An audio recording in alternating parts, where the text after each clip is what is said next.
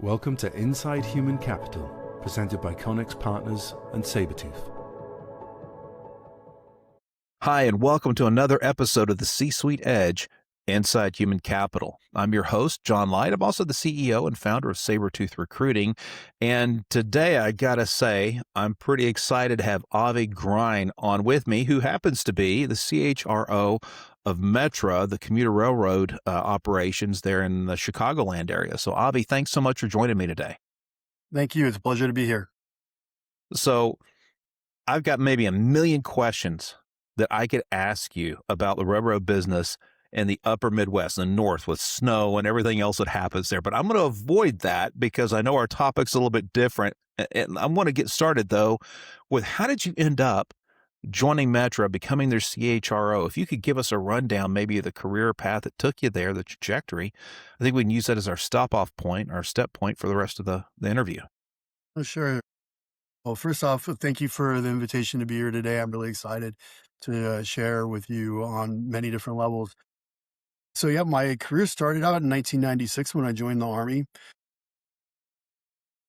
whole career field, but I was seen as someone who had some skills as far as administration went, and just ended up working in admin roles, generalist type of roles. And then when I became a commissioned officer 4 years later, became a human resource manager and stayed in the career field for about 25 years, almost 26 years, and worked my way through every single HR type of role you could have. Business partner, senior business partner, chief human resources officer, chief of strategic integration, uh, just it goes on and on from there. But I've really found my place in helping organizations develop culture, develop leaders, and understanding the connection between both leader and culture. Interesting, because I mean, if there's a place where that connection is amplified, it's got to be in the military, because at the end of the day, by definition, what you do has so much writing on it, even the simple things. Um, it's really, man, the pressure's got to be immense, and the culture has to be something that really feeds into that. I can't imagine the stress that goes with it. I have questions about that we could probably keep us on a long time. But the main thing I want to ask you about, because we talked about this a little bit pre-show, is your perspective on culture change. Because in private industry, outside of the government, but sometimes even within the government, getting two organizations to blend together, if you will, is super challenging. And I'd imagine in the military, one of the things I know that our military is well respected for is we have such a built-in ability that didn't come easy, I'm sure, to work across services. Yes, yeah. And that's I can't be easy because everybody likes to razz each other. Of The course. Marines love to put the Marines love to kick the Navy around. The Navy loves to put the Marines down. The Army likes to fuss about. I mean, it just goes around and around. But I know you've brought some great lessons forward with you on cultural change and integration as it applies to any organization coming together. So hopefully you can share a little bit with us today about what does that look like from your perspective? Sure. Yeah. Well, I would be remiss if I didn't start off by saying "Go Army, beat Navy." Quite honestly, I really kind of already started to touch base on it. It's the intersection between leaders and culture.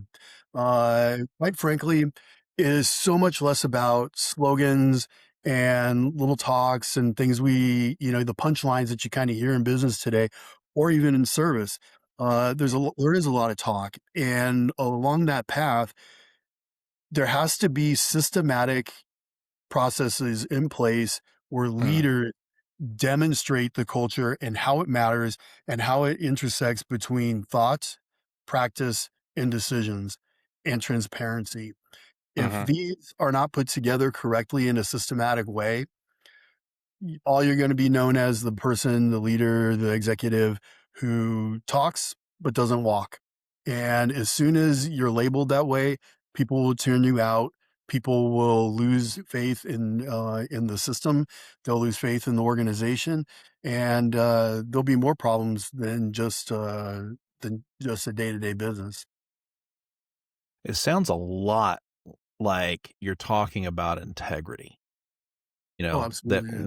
what we say we're gonna do, we're not only are you gonna do, I'm gonna do, right? I mean, if you're committed to physical fitness, and everybody's committed to it. If you're committed to whatever it is, how do you translate that from something like military service, though, to the private world? Because there are less, how do I put this?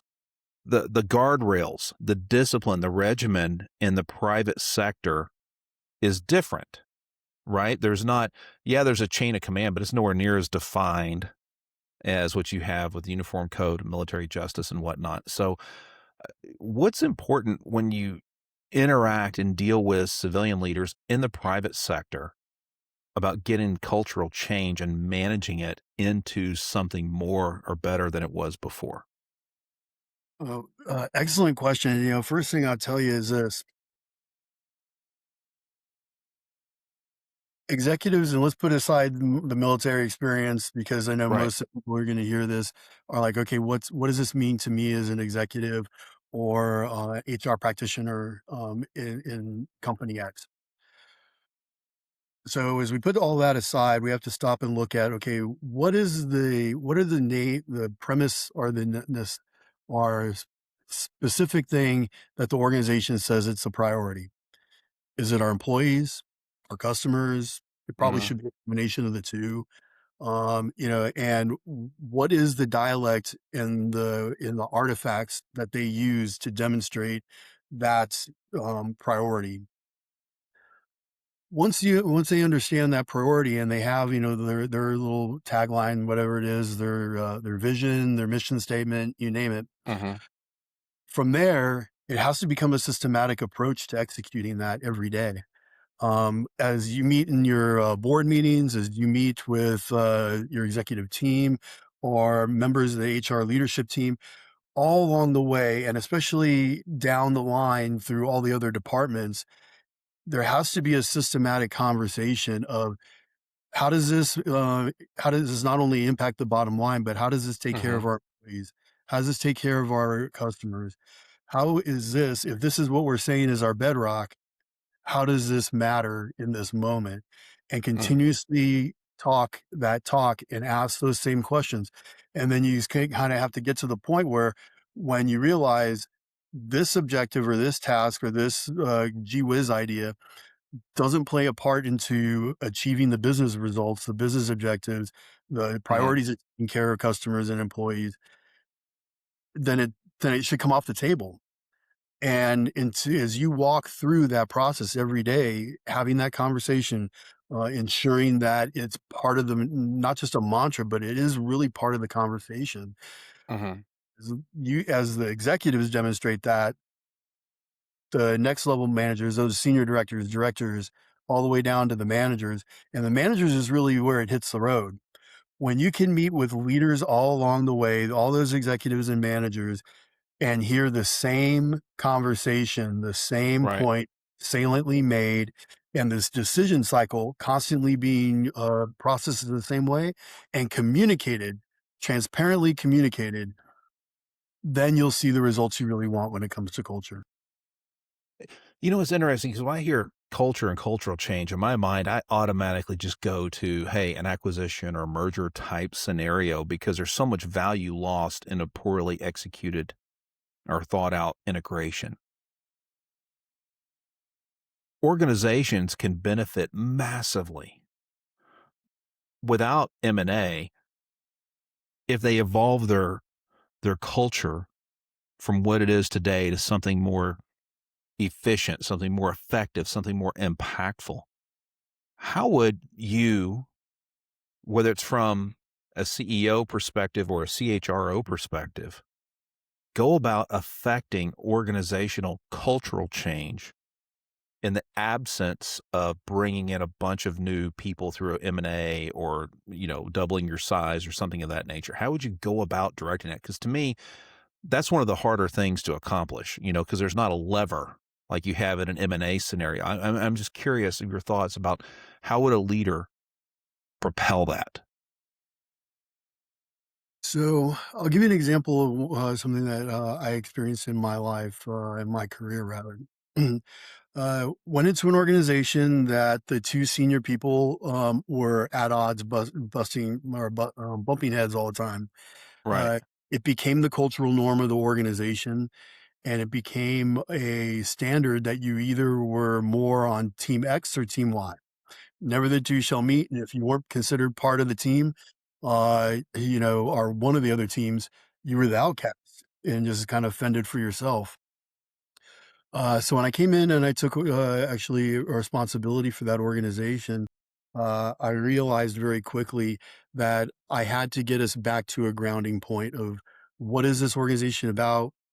What is Mhm. our stated objective and responsibility, our product and responsibility to the larger organization. And so really stopped to take a look at it and think, comprehensively. Went back all the way to the creation of the organization. Where did this organization really initially start? How did it come about? What was its said purpose? How have we evolved? And started picking out little things over the course of its history that I made a part of what I would call our artifacts. What really it meant to be part of that organization and create a mantra and a vibe around that sense of being. And then I Mhm. tied it to every single thing that we did, all our responsibilities, and how do we see ourselves in that light as we do this task, the next task, you name it. How we engage with our business partners, how we engage with the organizations that we service. Are we living up to that culture and that standard? And as I was managing this organization, I challenged each one of my executives all along the way. Okay, how does that lead back to who we are and our core values? How does this lead back to our core value? That was always the thought process, and I challenged them. It's like when they would bring new ideas or want to do pilots, okay, what part of our core values does this support? And if they Mhm. couldn't answer that, then I'm just like, no, we're not going to go down that road.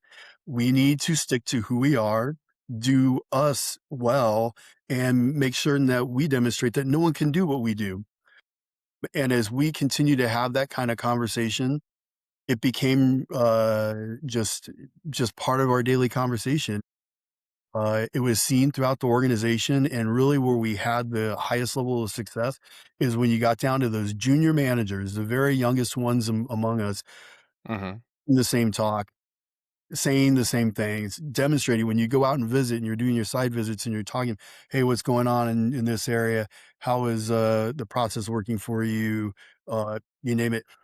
When they talk back in the same vernacular as the senior executive, you know your culture is solid, and you know that that is really how you can invest, that you affected change.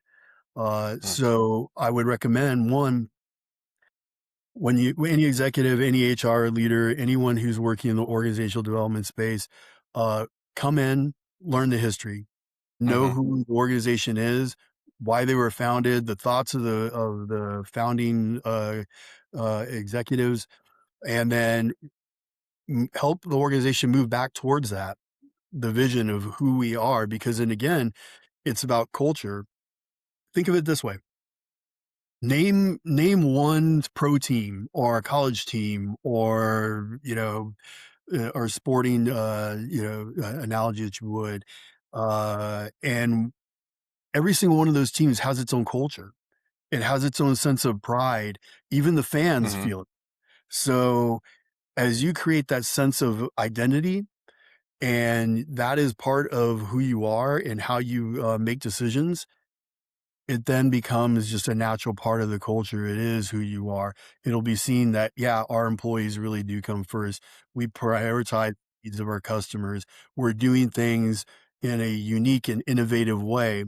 And, and it'll take a life of its own. And also, I do want to highlight the fact that when you can get your organization to operate like this, there becomes Mhm. an innate sense of security. That psychological safety comes in, and we all know this. The studies, you can name 100 of them that demonstrate. companies with outstanding psychological safety and great culture have the highest levels of innovation in their fields. Plain and simple. Yeah. Yeah, you can't be afraid to put ideas on the table and debate them, or feel like you'll be punished for having a bad idea, or asking, pardon me for saying, there are such things as stupid questions. Well, you get punished for asking it is really the real, or have some negative consequence, I think is really the real question to be worried about. It's funny because, being a headhunter, being the outside guy, right? Sometimes working with human resources can be a real challenge.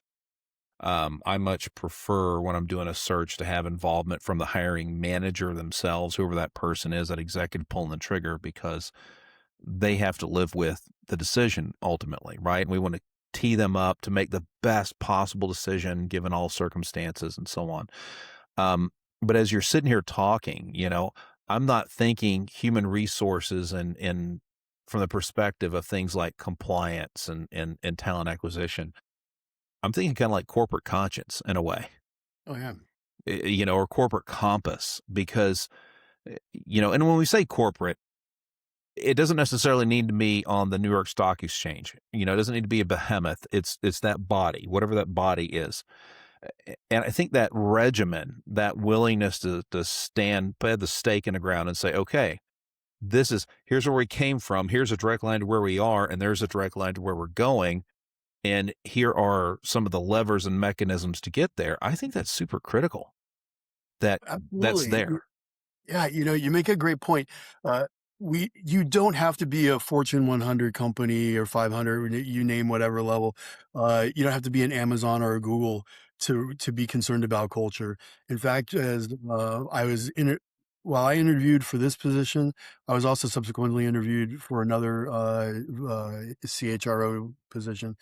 And when I went to that organization and walked in the door, I could feel the culture.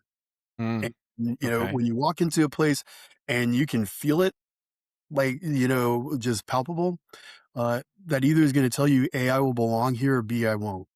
And as I went through the Mhm. interview process, it became quickly apparent to me about halfway through the whole process that, on the ground that day, that I didn't belong there. And that Yeah. that was not gonna be a place where I would feel confident and be successful, Mm. nor would the system itself, the culture, help me to be, successful. In the long run, had a very frank conversation with that, CEO, and it came down to the simple thing of, "Yes, I appreciate the offer, but no, I'm not the candidate for you. But I wish you all the best." By the way, I love, love, love candidates who'll have that heart to heart, frank conversation with me, because to self select out shows that you had enough information to say no, which infers you have enough information to say yes, but you also have the ability to make a good decision, or at least a thought out decision, which I don't think you can be a quality executive if you can't decide, if you can't make executive level decisions. Yeah, in fact, I just did an interview last week with a candidate for a position who, she actually gave a very good, example of why she was, currently unemployed. And really what it was is it was self-induced because of the fact that the position she was in, they through mergers and acquisitions became part of another organization. She knew from her, position going in how the trajectory of that position was gonna go, and Yeah. knowing where it was gonna go, she was like, "Okay, that's not me, that's not who I am, and therefore, thank you, but no, I don't want the job." So she stepped out of her role, and so I applauded her for that as well because, you know, someone with Hmm. that level of personal understanding of the organization, where it's going and where it's heading. It's not about taking the job and getting the money and then bouncing when it's inconvenient. It's really about, hey, like, I'm not going to waste your time and I'm not going to waste my time. And when people have that understanding, completely agree. They do themselves and the organization a tremendous amount of favor because There's nothing worse than getting someone short term that really doesn't want to be there or isn't going to really do well in that culture. And so, yeah, I 100% agree. Yeah, absolutely. So let me ask you this, because I think there's a lot when you look at culture, it's such a big topic and a hot topic. And it's one of those topics where there's some hyperbole, but it's over the years kind of died down, and we see little snippets where, well, people don't leave companies, they leave managers. Well, I tell you, they leave both, but I think managers are probably the primary cause. Um, i- if someone wanted to go deeper down those rabbit holes with you, Avi, and pick your brain for your experience and the great thoughts you have, what's the best way for folks to find you? Simple enough is just on LinkedIn, Avi Grein, spelled Grein, looks like green with an I. But yeah, just reach out to me, connect, shoot me a note, let me know that you heard the podcast or would like to discuss culture and more than happy to engage with anybody across the field. Awesome. Avi, it's been great. And thank you so much for joining me for this episode of the C-Suite Edge Inside Human Capital. Thank you. It's been a pleasure. Thank you for listening to Inside Human Capital, presented by Connex Partners and Sabertooth.